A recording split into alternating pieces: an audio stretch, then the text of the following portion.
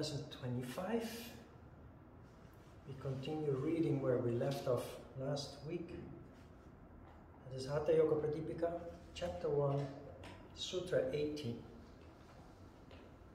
We have laid the practical foundation, preparing the room where your practice will benefit most, will thrive. The circumstances you need to create, stability, safety, security, all basic needs met, a proper nutritious diet. So that foundation has been laid, with the yamas and the niyamas being the last subject, and we now are going to have a look at some asanas.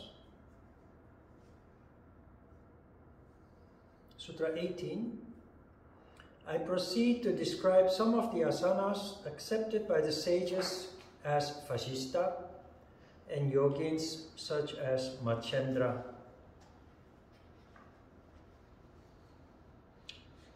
You see a pattern here?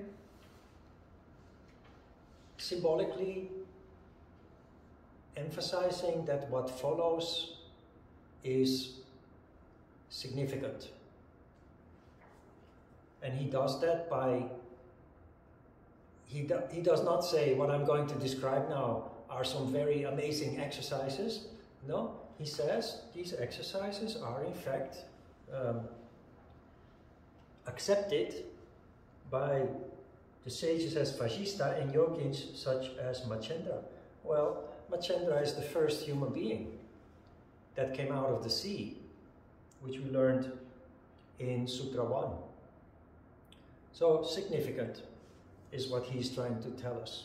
Why significant?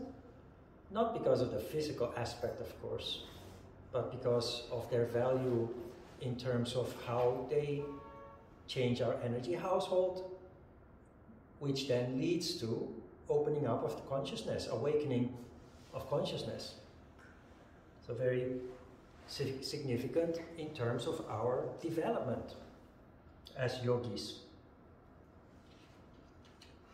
Sutra 19. Having correctly placed both soles of the feet between the thighs and the knees, one should sit balanced and straight-bodied. Straight-bodied. This is called Svastikasana. Svastikasana is basically what we call Sukhasana. You have some variations where you cross one foot a little bit over the calf, but Svastikasana, for us, that is Sukhasana. Interesting is the name Svastikasana. Svastika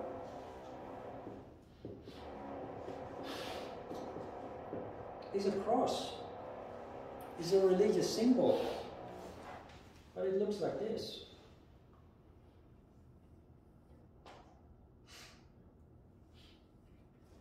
And where do we know this from? We know this, most people know this.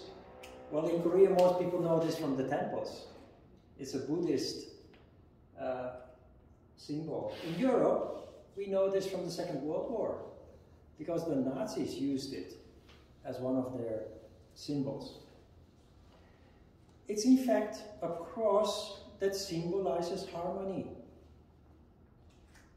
Svastika. And harmony is what you create sitting straight on the ground with your legs crossed. That is why it is an ideal asana or an ideal posture to do your meditation in. Because meditation goes best if we are in a position that promotes sattva or harmony. The name Svastikasana indicates the quality of the exercise, which is harmony. Our pose, what we call it, or what it is called in Iyengar's book, is I forgot. Sukhasana. Sukha means easy, which implies that you need to sit in an easy pose to be able to meditate. Why an easy pose? Because if you are uncomfortable, meditation fails. Because meditation is control of your mind, directing your thought to one single object, which we have chosen to be nada. But what happens when you are uncomfortable in your position is that your attention will go to the pain, to the discomfort. And it's very hard to stay focused on nada. Hence, Sukhasana. That does not mean that Sukhasana is easy for everybody. If you have physical limitations or your body is not so flexible yet, it can be also a difficult pose to sit in, at least for an extended period of time. So there's always a way to modify. And I have told you before that if you find it really difficult to sit on the floor, find it difficult to sit in Sukhasana or Virasana, you can actually sit on a chair, provided that you sit straight, not in a passive way against the back of the chair, but with your feet under the seat and with a straight back.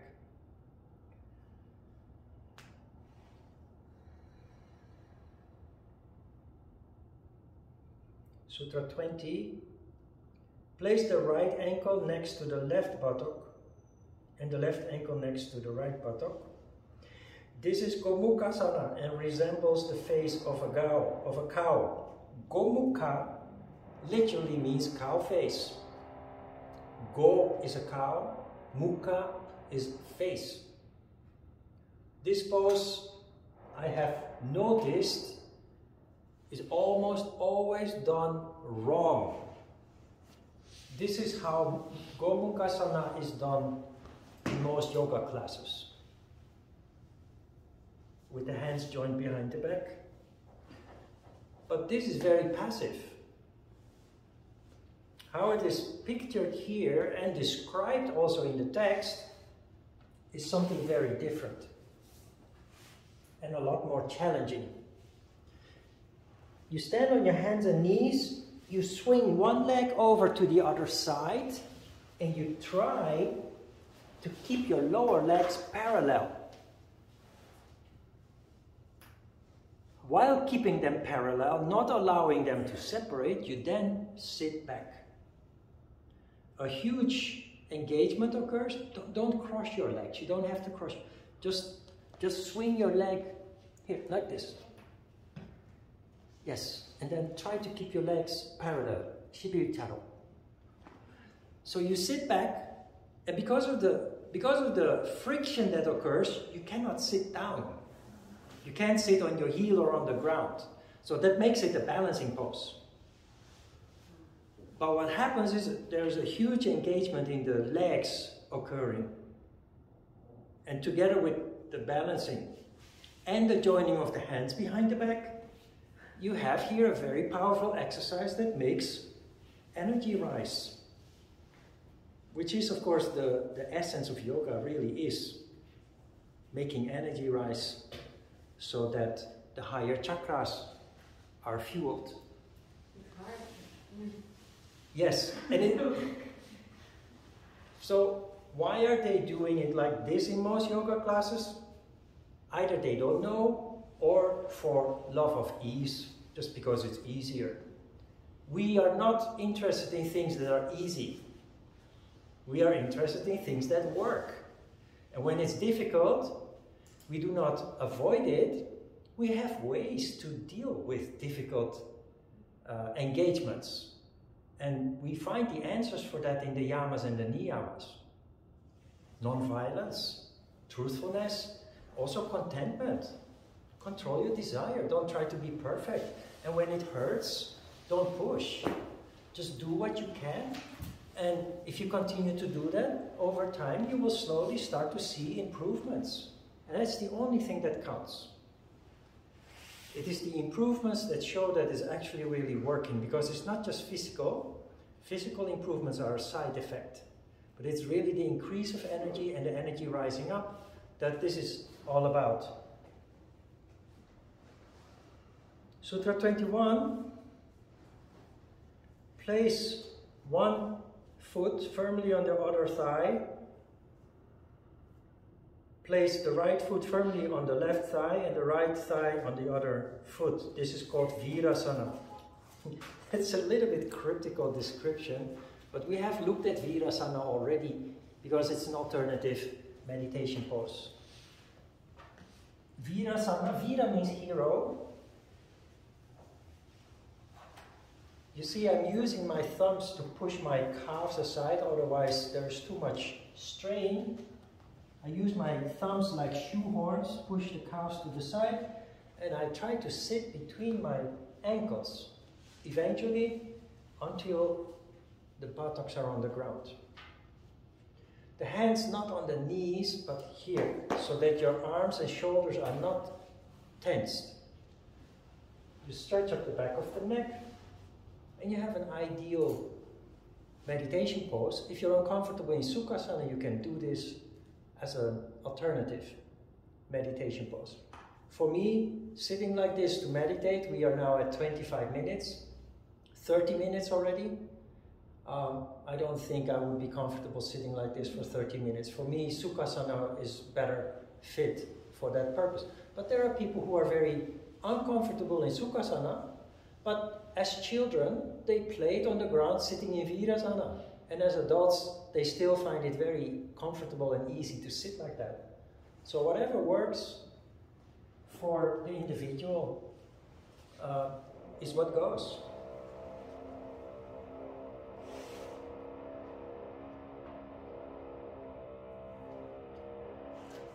(22) Press the anus firmly with the ankles in opposite directions and sit well poised. This is Kurmasana according to the yogins. Kurma is a turtle or tortoise.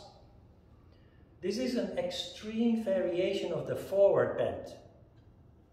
We have done standing forward bends. There's also a seated forward bend. This is also described. It will come along in the second session. This is a forward bend, Paschimottanasana. But Kurmasana, you put your knees on top of your shoulders and you push your heels forward. So you put a lot of pressure on the forward bend.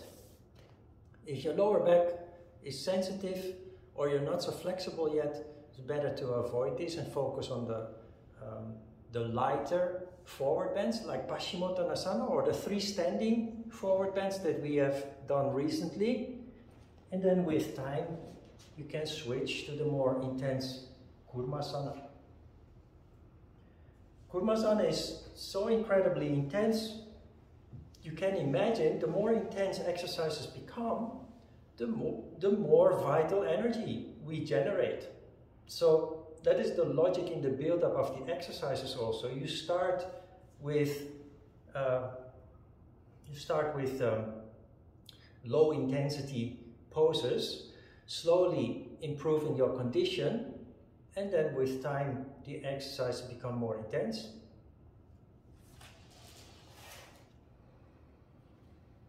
(23) Assuming the Padmasana, insert the hands in between the thighs and the knees, planting them firmly on the ground, rise in the air.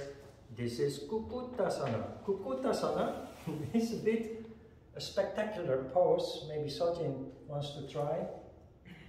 Kukutta is a rooster, Kokyu in Korean.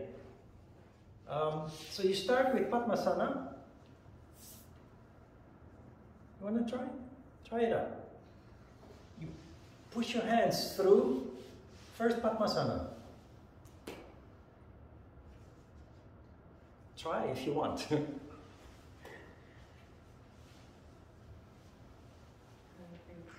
Now, if you can't do Padmasana, it's okay. You can do it without a full Padmasana. You can do it with a half Padmasana. If you can do a Padmasana, push one hand through, the other hand through, and you balance on your hands.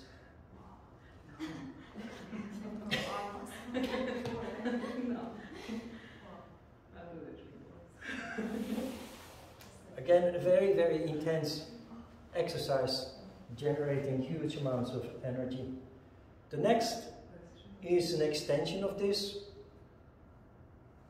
Assuming the Kukatasana posture, wind the arms around the neck and lie on the back. You can see the drawing. This is called Uttana Kurmasana. 25, taking hold of the toes with the hands. Keep one arm stretched in front and draw the other up to the ear, as if drawing a bow. This is called Dhanurasana. This is not correct. You can see that the text is not in line with the drawing, but the name Dhanurasana is correct. The posture that you see in the drawing is indeed Dhanurasana. Dhanura means a bow with which you shoot an arrow. So this is Dhanurasana. But what is described in the text is Akarna Dhanurasana. Akarna. Akarna means at the ear. Karnapida, Sarvangasana. Karnapidasana, the shoulder stand where you put your knees down to your ear. Karna means ear. Akarna at the ear. And if you follow the instructions, you end up like this.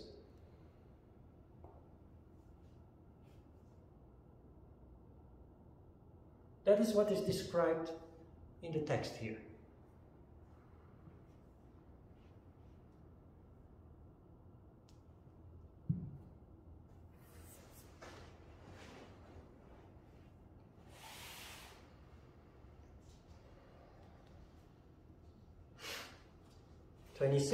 Place the right foot at the base of the left thigh and the left foot outside the right knee. Take hold of the right foot by the left hand and the left foot by the right hand, and remain with the body turned around to the left. This is described by Matsyendrasana. This is the posture named after the first human being, Matsyendrasana, the fish that came out of the sea and became the first human being. It's a very common yoga posture. Many people pull their foot back. That is not correct. You place the foot next to the knee. Then make sure that both buttocks are on the ground. Why? Because when one buttock is up, your spine is curved. You want your spine to be perfectly straight when you twist. The first step is better to do this in 2 steps. The first step is to embrace your knee. One hand on the ground, you push in order to stay straight, and you try to twist as far as you can. If your spine is flexible and you feel comfortable in the pose, you can go to step 2. But that is much more intense. You use your arm as a lever and you push back to grab your foot.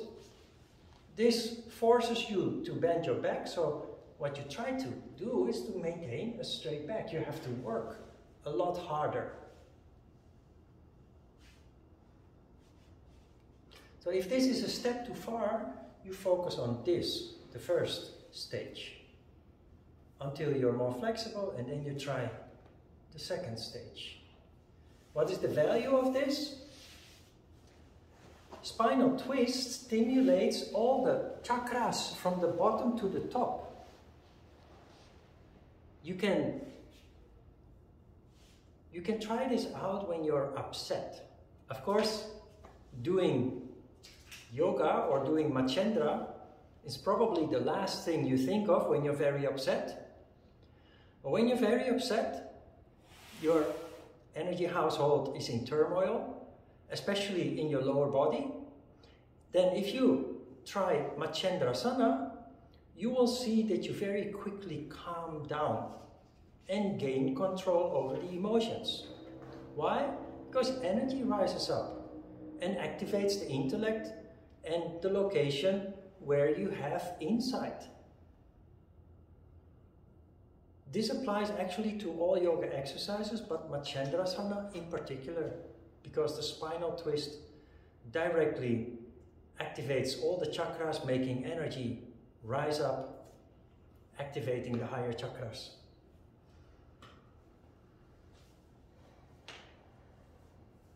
The fact that the exercise is named after Machendrasana is also significant, because how did humankind exit the stage of animal life?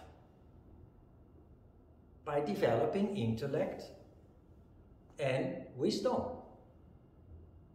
which, according to the history of yoga, started by a fish who copied the exercises from Lord Shiva teaching yoga to his wife Parvati. As a result, the fish started to develop, transform, and became the first human being.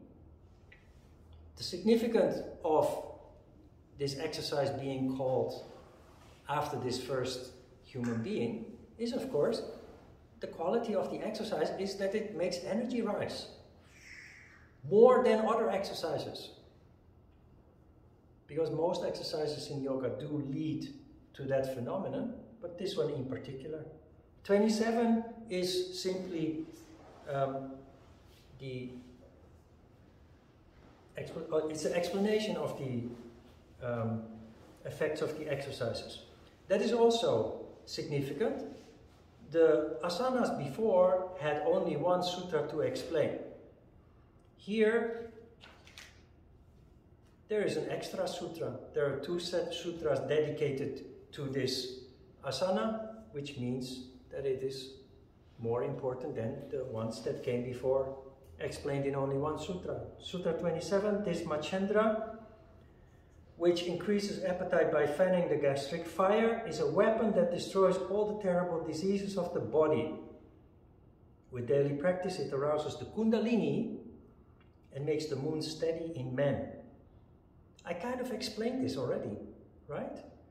It arouses the Kundalini, which is responsible for the transformation, for the awakening of consciousness.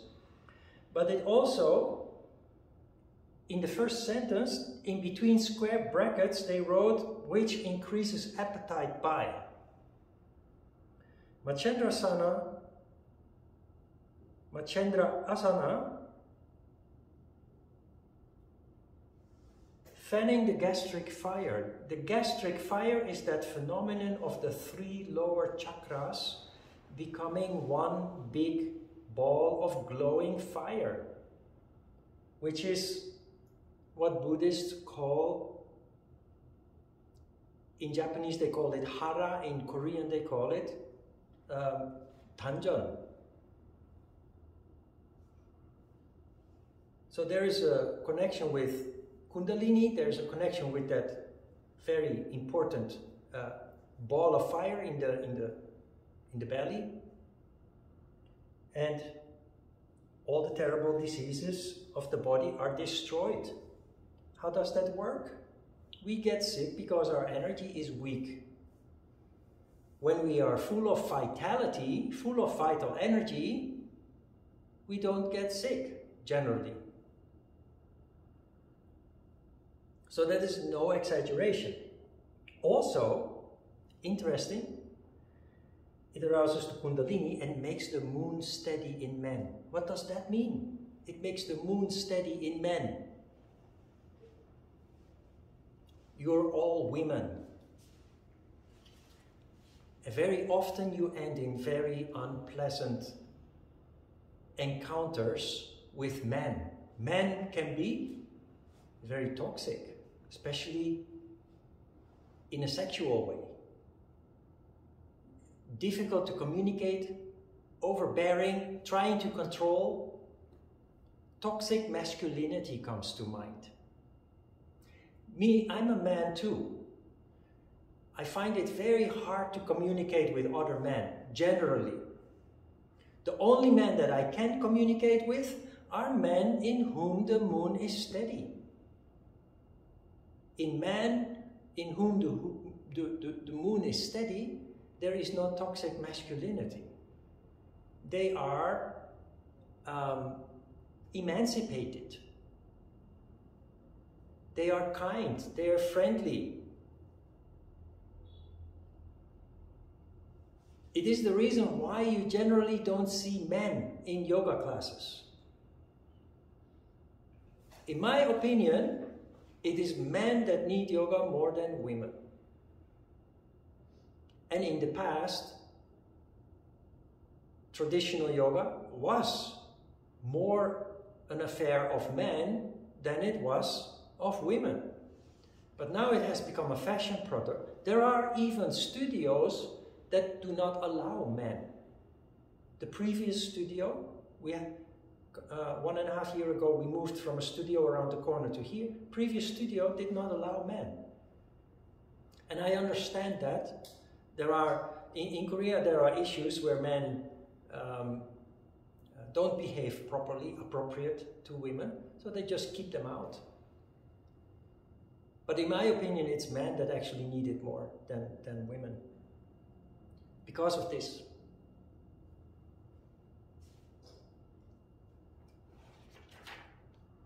'28. Stretch out both the legs on the ground without bending them and having taken hold of the toes of the feet. With the hands, place the forehead upon the knees and rest thus. This is Paschimottanasana. We did this just before. This is the forward bend, seated forward bend. It requires some correction. The drawing is correct. You see that the back is elongated, not passively bent, like hunched. But the text says that you place the forehead upon the knees. That is not correct. You should not focus on putting your head on your knees. What you try to do, you try to imagine putting your head beyond your feet, because that will make you stretch up your back. The mechanics of this pose is not about bending the back, it's about using the hips, tilting the pelvis. We've done this in a standing pose. When you bend the back, you reduce the bending of the hips. There's no intensity. And bending the back, there is not one pose in yoga where bending the back has any positive effect or benefit. So you always try to extend the spine. Another phrase is rest. Put your head on your knees and rest thus. You never rest in a pose. I've explained that at the workshop and also in lesson 11 where we discussed the nature of asana. The secret of yoga asana is that you engage while standing still. But engaging means that you're not resting, you're standing still. But standing still, sitting still, from people from the outside looking in, it looks like you're resting in a pose. You're not. So yoga teachers who walk around the room while you do a yoga pose and say, relax in the pose, they're not correct. They must say, engage in the pose, but don't move. So you take on the pose, you make your corrections, and then you freeze. But you don't freeze by relaxing, you freeze in an active, engaged way. That is really important that you understand that distinction. 29.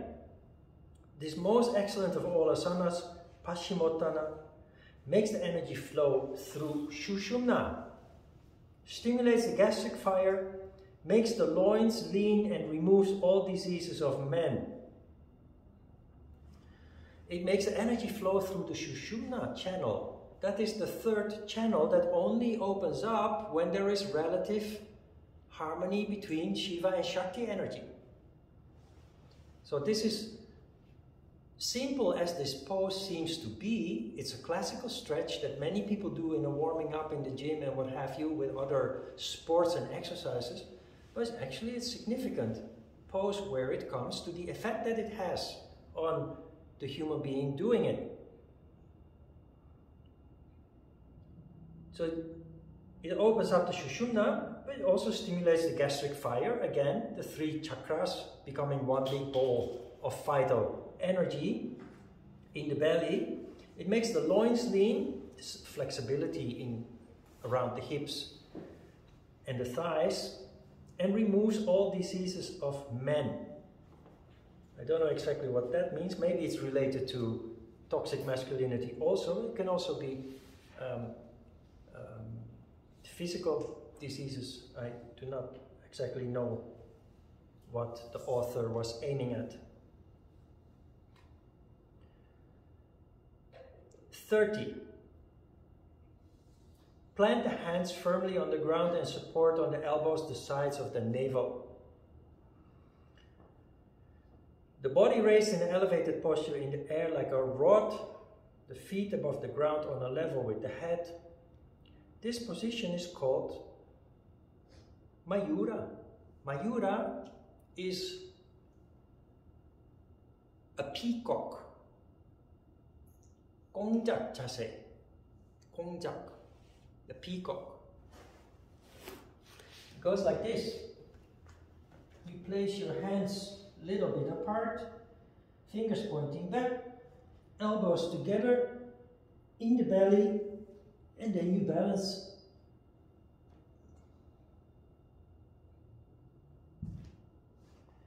And you straighten your body like a rod. This is the ultimate fire pose. We have had the leg raise, the 2 boat poses. Those are fire poses. Mayurasana is a fire pose, but more intense even than those 3 that we have learned.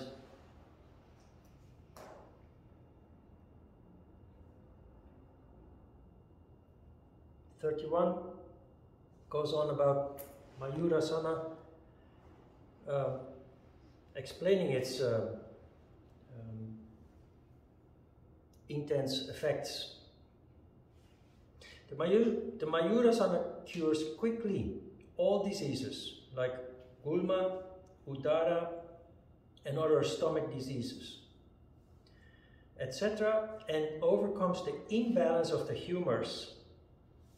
It reduces to ashes all food indiscriminately taken, kindles the gastric fire, and causes to be digested even the kalakuta, which is a terrible poison.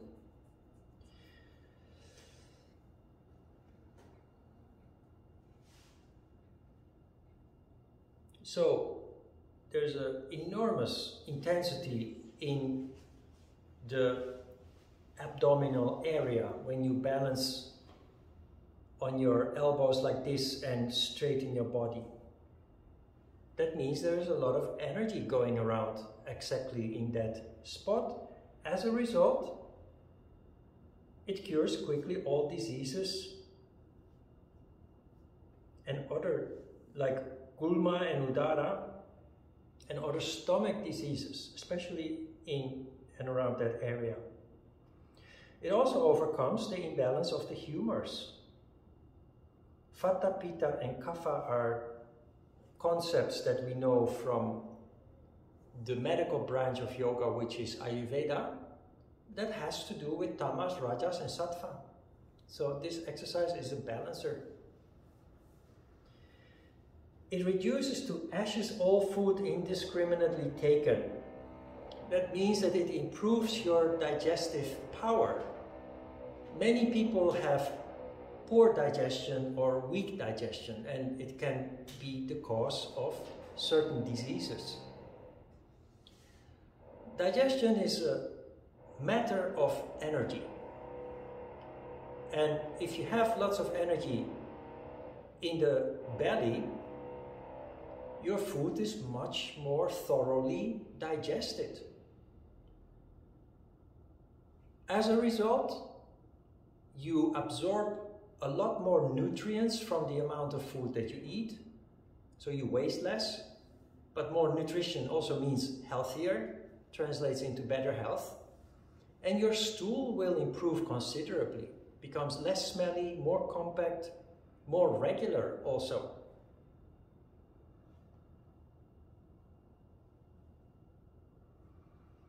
Food indiscriminately taken is referring to in the past when we didn't have supermarket and processed foods, it probably refers to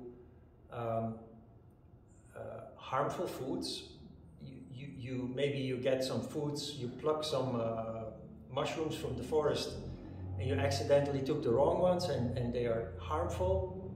So you'd be better able to deal with the harmful substances that you eat. Other people might get sick, maybe even die, while it affects you less because you have a stronger digestive system. And yogis, traditional yogis, have a tendency to prove their quality or qualification as a real yogi by doing inhuman things. We talked about yogis that lower their heart rate to such an extent that they go into hibernation, winter sleep, and they have themselves buried. They don't do this to brag, they do this to establish their qualification. Just like Svatmarama in this book mentions the whole lineage of yogis that went before him and to which he considers himself to be part. Same with yogis that swallow an amount of poison that would be deadly to normal people. They do this again to show that they can even digest the Kalakuta, terrible poison, and survive because of their enhanced condition.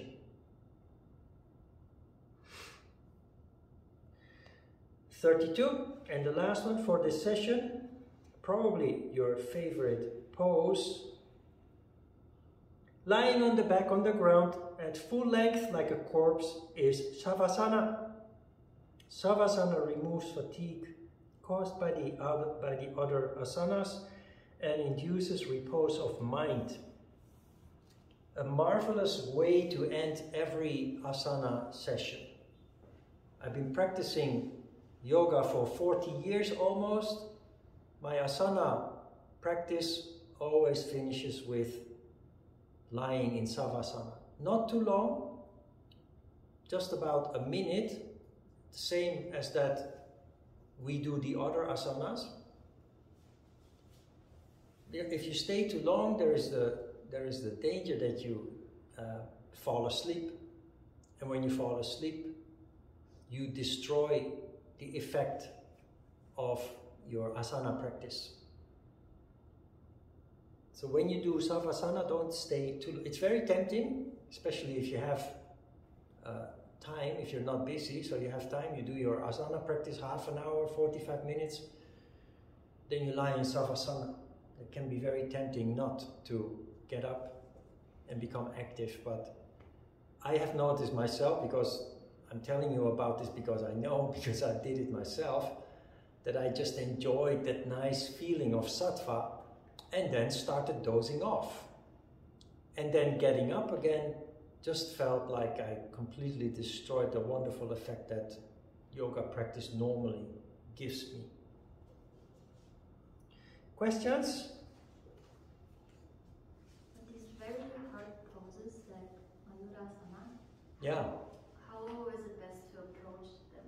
To do it like the technique not well, or should we use other poses to improve the strength first and then move from there? Try it out. It's very intimidating. Try it out. We often do, actually, in most courses, we experiment with Mayurasana. Mayurasana is one of those poses that if you look at it, it looks very intimidating. But it's actually easier than it looks. But of course, the very first time, you will not be able to do it. But if you try a couple of times, you become familiar with the mechanics of it, you notice that actually it's not that difficult.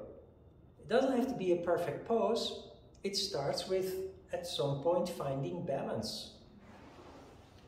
So, I don't think I have a little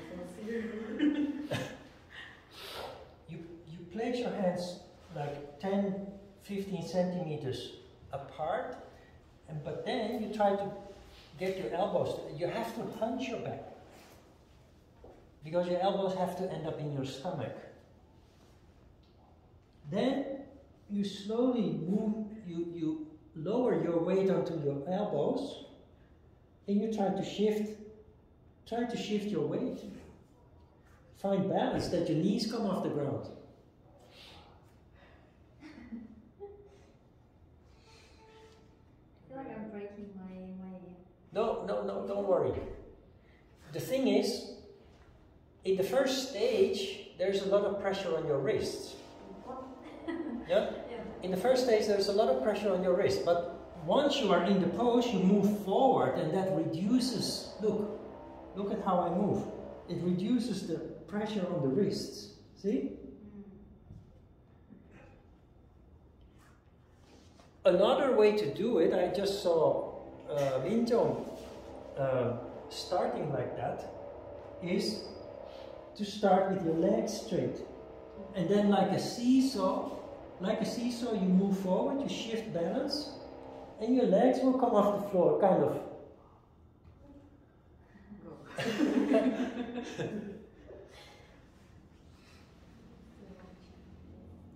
But the hands first are like on the knee. Well, the reason why you spread your hands a little bit is that if you put your hands together, you will slip through your elbows once the weight rests on your elbows. But if you spread your hands a little bit and you put your elbows together, you have a triangle that cannot separate, because the weight will push it closer together. It cannot separate. Yeah. That's simple mechanics. So in the beginning, it's a little bit difficult to get the elbows together. You could use a belt or a strap and tie your elbows together.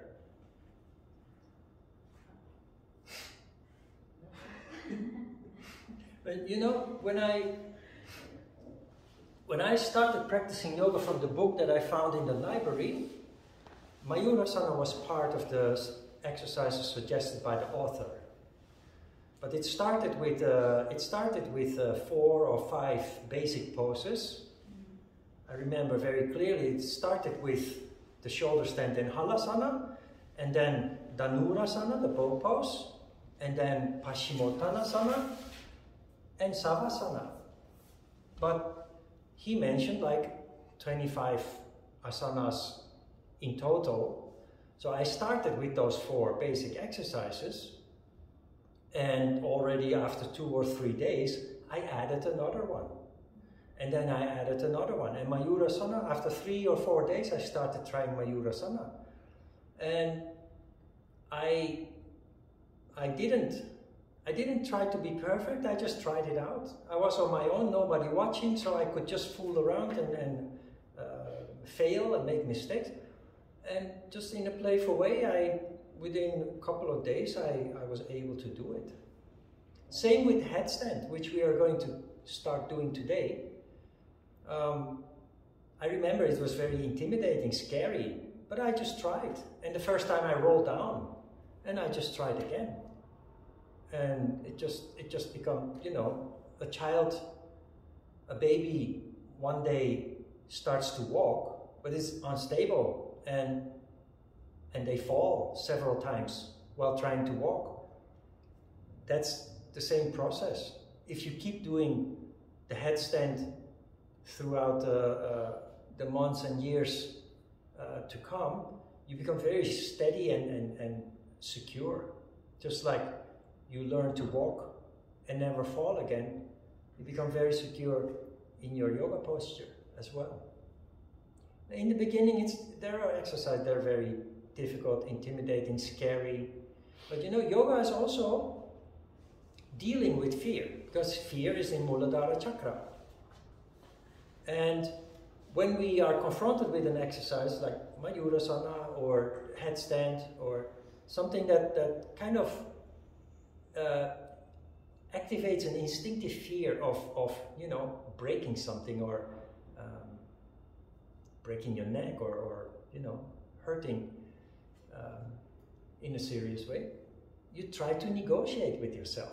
Instead of what normal people do, avoiding out of fear, a lower instinctive fear, you notice the fear and you say, okay, I recognize this. How can I deal with this? And that also means that you don't take any unnecessary risk. You just try and you just play and don't try to be perfect. And along the way, you overcome your fear and you will actually... The one thing that I noticed is for 30, 40 years, the experience of being able to do something that you couldn't do before. Even after many years of practicing yoga, you find yourself improving on something that you were not able to do before or not able to do properly before, and suddenly you find yourself, and that's such a satisfying experience. But you approach it in a yogi way, gradual, no hurry, playful, and no unnecessary risk. But as a yogi, doing it in a yogi way also means you don't walk away from fear. Instead, you see it as a challenge, something that you can overcome. Right? Let's have a short break.